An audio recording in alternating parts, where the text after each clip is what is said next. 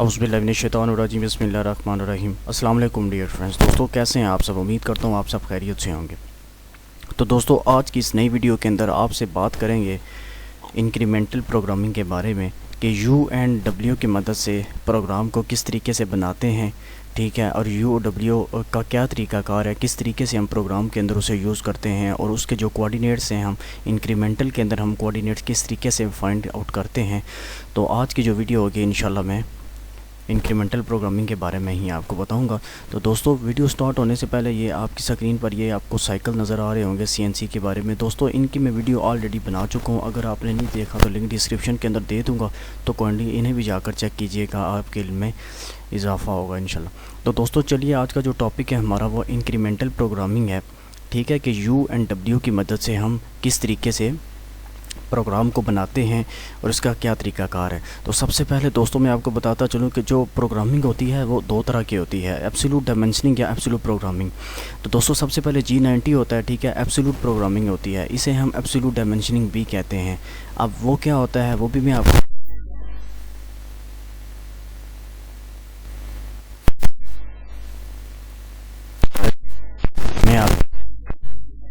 तफसील से बताता हूँ। तो सबसे पहले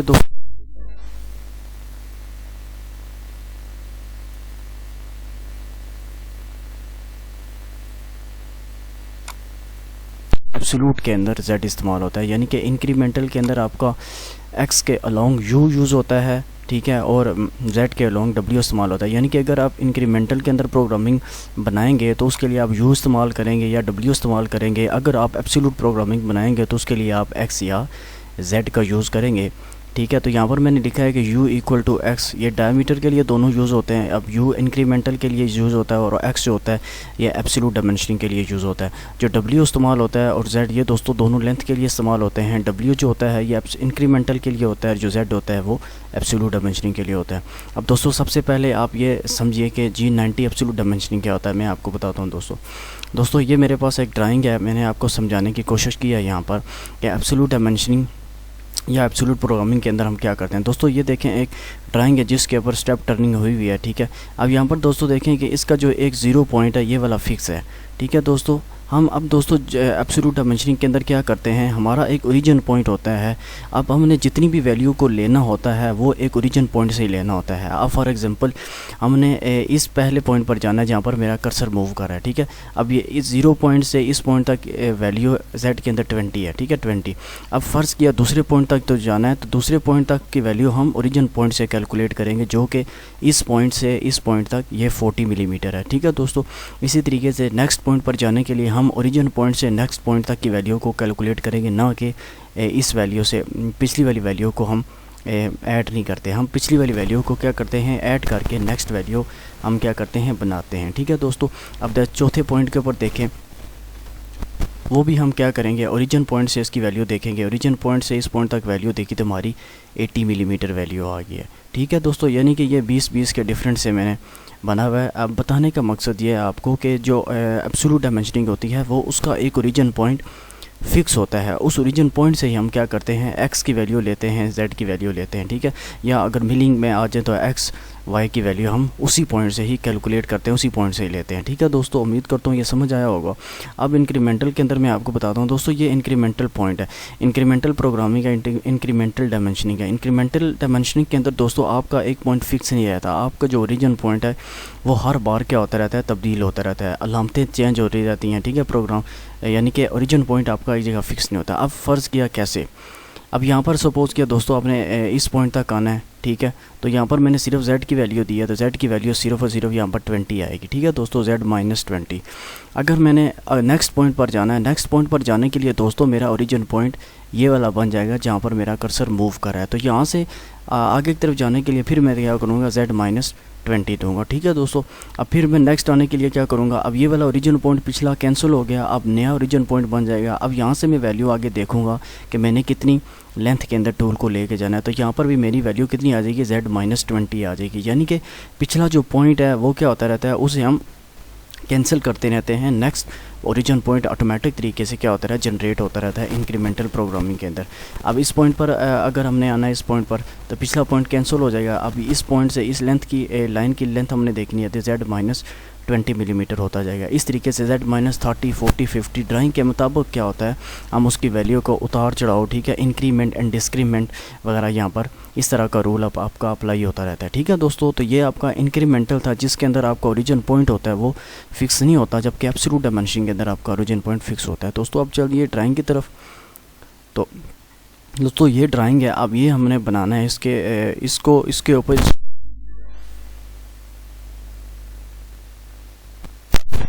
U और W की मदद से हम इसकी प्रोग्राम बनाएंगे। तो दोस्तों सबसे पहले हम इसके निकालेंगे कोऑर्डिनेट्स, ठीक है। तो कोऑर्डिनेट्स निकालने के लिए दोस्तों एक बात ज़हन के अंदर रखिए, क्या कि जब भी हम कटिंग टूल को होम पोजीशन से वर्क पीस के करीब लाते हैं, तो हम हमेशा उसको एब्सोल्यूट डायमेंशनिंग के अंदर ही ट्रैवल करवाते हैं, क्योंकि उसके लिए हमें एक ज़ीरो पॉइंट होना, एक हमारे पास एक वैल्यू का आना बहुत ज़रूरी होता है इंक्रीमेंटल के अंदर में। अगर आपको बात बताऊं तो इसलिए होम पोजीशन से हम क्या करते हैं, वर्क पीस के पास लाने के लिए हम क्या करते हैं, एब्सोल्यूट डायमेंशनिंग के अंदर ही लाते हैं। एब्सोल्यूट डायमेंशनिंग के अंदर लाने के बाद क्या करते हैं, हम U और W का इस्तेमाल करते हुए बाकी जितने भी पॉइंट्स होते हैं उनकी जो डायमेंशन होती है वो इंक्रीमेंटली हम प्रोग्राम के अंदर ऐड करते रहते हैं, ठीक है दोस्तों। तो इसलिए क्योंकि अब A पॉइंट मैंने यहाँ पर बनाया है, तो होम पोजीशन से A पॉइंट पर आने के लिए हम टूल को क्या करेंगे, एब्सोल्यूटली ट्रैवल करवाएंगे, क्योंकि इंक्रीमेंटल के लिए हमारे पास एक पॉइंट होना ज़रूरी है ताकि हम उस हिसाब से आगे वैल्यू हमारी कैलकुलेट करें। तो होम पोजीशन से A पॉइंट तक हमारे पास पीछे कोई वैल्यू ही नहीं है, इसलिए क्या करते हैं हम कि टूल को एब्सोल्यूटली ट्रैवल करवा कर A पॉइंट तक हम क्या करेंगे, लेकर आएंगे।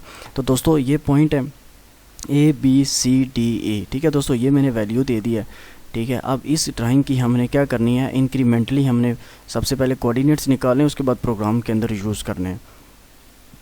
अब देखिए दोस्तों, पहले पॉइंट जैसा मैंने आपको बताया, A पॉइंट पर हम क्या करेंगे, कटिंग टूल को एब्सोल्यूटली ट्रैवल कराएंगे, यानी कि यहाँ पर X एक्सिस और यहाँ पर हो जाएगा आपका Z एक्सिस, ठीक है। ये हमने इंक्रीमेंटली ट्रैवल करवा लिया इसको टूल को, ठीक है। अब इस पॉइंट पर आ गया सेफ हाइट है, क्योंकि हम एकदम से उसको वर्क पीस के करीब तो नहीं ला सकते ना, इसलिए उसको थोड़ा सा पीछे मैंने सेफ हाइट के ऊपर उसको खड़ा कर दिया, ठीक है। यहाँ पर X की वैल्यू 40 और Z 2.02 मिलीमीटर दूर कर दिया उसको।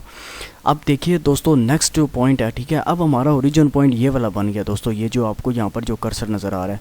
अब यहाँ से लेकर यहाँ तक ये वैल्यू, सॉरी मैंने ऐड नहीं की, ये वाला Z ये 2.0 है, ये वाली वैल्यू A से B तक Z की वैल्यू 2.0। अब दोस्तों देखिएगा, अब ये हम हॉरिजेंटली मूव कर रहे हैं, यानी कि मैंने आपको पहली वीडियो के अंदर भी तफसील से बताया था कि अगर आप समझने के लिए ये समझ लें कि जो वर्टिकल लाइन होती है वो हमेशा X एक्सिस में होती है, जो हॉरिजेंटली लाइन होती है वो हमेशा Z एक्सिस में होती है। तो दोस्तों यहाँ पर आप देखें ये वाला पॉइंट बन रहे हैं। अब हम यहाँ से A से B की तरफ हॉरिजेंटली मूव कर रहे हैं, यानी कि हम Z एक्सिस के अंदर ट्रैवल कर रहे हैं, जबकि हमारा जो X एक्सिस है वो उसके अंदर हम ट्रैवल नहीं कर रहे। इसलिए B पॉइंट के ऊपर X हमारा 0 हो जाएगा और Z हमारा -2 हो जाएगा, ठीक है दोस्तों। ये देखें 0 किस लिए, क्योंकि हमने उसके वर्टिकली कोई भी मूवमेंट नहीं की, यानी कि X एक्सिस के अंदर हमने कोई भी ट्रैवल नहीं किया, सिर्फ और सिर्फ हमने Z एक्सिस के अंदर टूल को ट्रैवल करवाया था, ठीक है दोस्तों। इसलिए यहाँ पर B पॉइंट के ऊपर जो U है वो 0.0 हो जाएगा, जो W है वो Z -2.0 आ जाएगा, ठीक है दोस्तों। अब दोस्तों B वाला जो पॉइंट है ये हमारा A वाला पॉइंट हमारा कैंसिल हो गया, A वाला ओरिजिन पॉइंट कैंसिल हो गया, अब B वाला हमारा ओरिजिन पॉइंट बन गया। अब हम दोस्तों B से C की तरफ टूल को लेके आते हैं, तो देखिएगा दोस्तों कि B से C की तरफ चलते हुए हम ये मूव कर रहे हैं, हॉरिजेंटली मूव कर रहे हैं, यानी कि हमारा जो Z एक्सिस है वो मूव करेगा, ठीक है। तो X एक्सिस जो U है वो हमारा 0 हो जाएगा, क्योंकि हमने X एक्सिस के अंदर कोई भी ट्रैवल नहीं किया, वर्टिकली कोई भी हमने मूवमेंट नहीं की। तो यहाँ पर जो X आ जाएगा C पॉइंट के ऊपर, U आ जाएगा वो 0.0। और दोस्तों आप देखें B पॉइंट से C पॉइंट तक अगर हम बात करें तो ये आ जाएगा हमारा Z -50.0। अगर दोस्तों मैं इनके एब्सोल्यूट डायमेंशनिंग की बात करूं तो यहाँ पर टूल था, तो उसके अंदर हम क्या करते 2 को ऐड कर देते तो 52 हो जाता। तो इंक्रीमेंटली हमने क्या करना है, B से C की तरफ मूव कराना है, तो Z -50.0 आ जाएगा, ठीक है। देखें ये W -50.0 इंक्रीमेंटल के अंदर आपकी आ गई। उसके बाद दोस्तों देखें, अब हमारा बी वाला ओरिजिन पॉइंट ख़त्म हो गया, अब हमारा सी का ओरिजिन पॉइंट है। अब देखो देखें दोस्तों, सी से डी की तरफ हमने ट्रैवल कराना है। तो अब दोस्तों आप चेक करें कि ये अब वर्टिकली लाइन जो आपकी वो इंक्रीज़ हो रही है, ठीक है, और हॉरिजॉन्टली आपकी लाइन आगे की तरफ मूव नहीं कर रही। तो इससे क्या पता चलता है कि जो आपका डब्ल्यू होगा वो आपका ज़ीरो हो जाएगा, क्योंकि वो इस लाइन से आगे की तरफ हम कोई भी ट्रैवल नहीं कर रहे। इसलिए इस पॉइंट के ऊपर ये उसका ओरिजिन बन गया है जेड, यहाँ पर डब्ल्यू यहाँ पर क्या हो जाएगा 0.0 हो जाएगा, ये 0.0। अब दोस्तों देखें सी से डी की तरफ अब वैल्यू क्या आएगी। दोस्तों देखें ये हमारे पास इसकी वैल्यू 40 है और इसकी वैल्यू हमारे पास 80 है, ठीक है। 80 में से हम जब 40 को मुँह निकालते हैं तो हमारे पास आ जाता है 40। अब 40 को 2 से आप डिवाइड करें तो हमारे पास आ जाता है 20। तो 20 दोस्तों इसलिए क्योंकि 20 एक तरफ से और 20 एक तरफ से, यानी कि हम 20 का यहाँ पर अगर लिखेंगे तो वो 20 इधर से भी हमारा कैलकुलेट हो जाएगा जब वो मशीन आपकी कट लगाएगी। तो इसलिए सी से डी की तरफ जाते हुए हमारी वैल्यू 20 आ जाएगी। वो कैसे दोस्तों, फिर मैं मुँह बताता हूँ आपको कि 40 हमारी ये वैल्यू 40 में से हमने 80 माइनस किया तो हमारे पास आंसर आ गया 40। अब 40 को हमने 2 से डिवाइड किया तो वो हमारे पास 20 आंसर आ गया कि सी की और डी, सी से डी की तरफ जो एक्स यू की वैल्यू होगी दोस्तों वो आपकी 20.0 हो जाएगी, ठीक है दोस्तों। उसके बाद अगर ई पे बात करूं, डी से ई की तरफ, अब ये वाला ओरिजिनल पॉइंट कैंसिल हो गया। डी से ई की तरफ अगर मैं बात करूं तो ये हम हॉरिजॉन्टली ट्रैवल करा रहे हैं, वर्टिकल तो ट्रैवल नहीं करा रहे, ठीक है, हॉरिजॉन्टली मूव कर रहे थे। इसलिए तो यू की वैल्यू जो है 0.0 हो जाएगी। अब जेड की वैल्यू क्या आएगी देखिए दोस्तों, 100 में से 50 निकाले, ठीक है, 50 यानी यहाँ से लेकर इस पॉइंट से लेकर इस पॉइंट तक जेड डब्ल्यू -50 आ जाएगा, ठीक है दोस्तों। तो ये थे आपके कोऑर्डिनेट्स दोस्तों इंक्रीमेंटल के अंदर। उम्मीद करता हूँ आपको दोस्तों ये समझ आए होंगे इंशाल्लाह। अब प्रोग्राम की तरफ चलते हैं दोस्तों। प्रोग्राम में उसी तरीके से दोस्तों सबसे पहले प्रोग्राम नेम आ गया ओ 0001, ठीक है, प्रोग्राम नेम आ गया जो कि ओ से स्टार्ट होता है, मैंने आपको पहले भी बताया हुआ है, ठीक है दोस्तों। उसके बाद N10 G21, ठीक है, ये इनपुट इन मिलीमीटर होता है दोस्तों के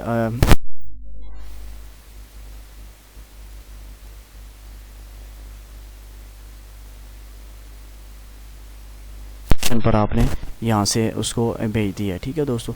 उसके बाद T0101, टी का मतलब है दोस्तों टूल है।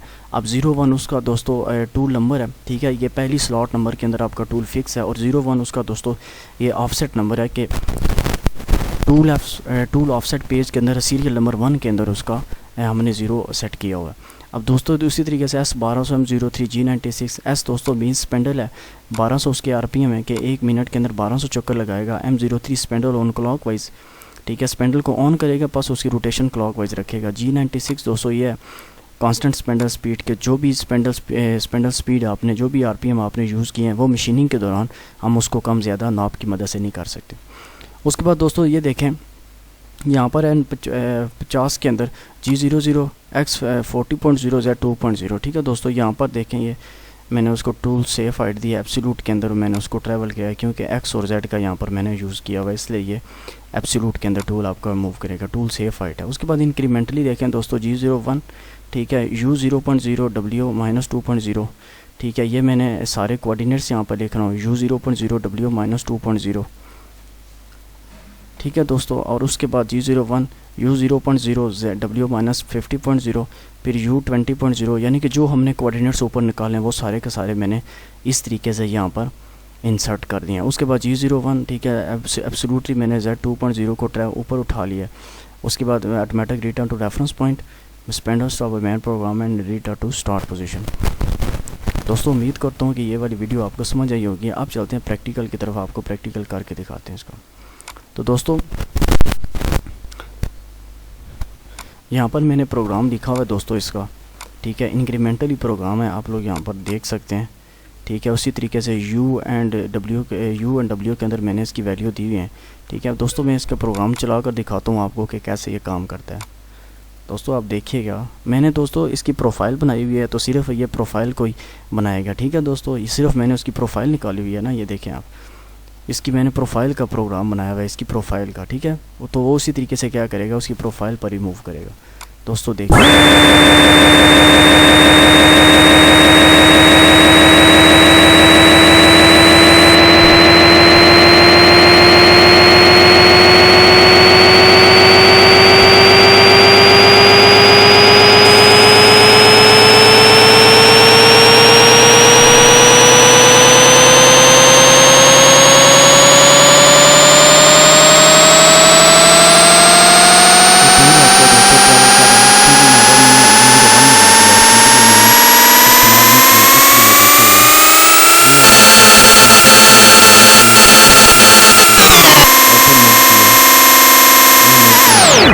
तरीके से। ठीक है दोस्तों, अब मैं यहाँ पर एडिट करके आपको दिखा देता हूँ, क्योंकि यहाँ पर मैंने G00 लगाना था। अब देखिएगा दोस्तों, उस तरीके से वो प्रोफाइल जनरेट कर देगा।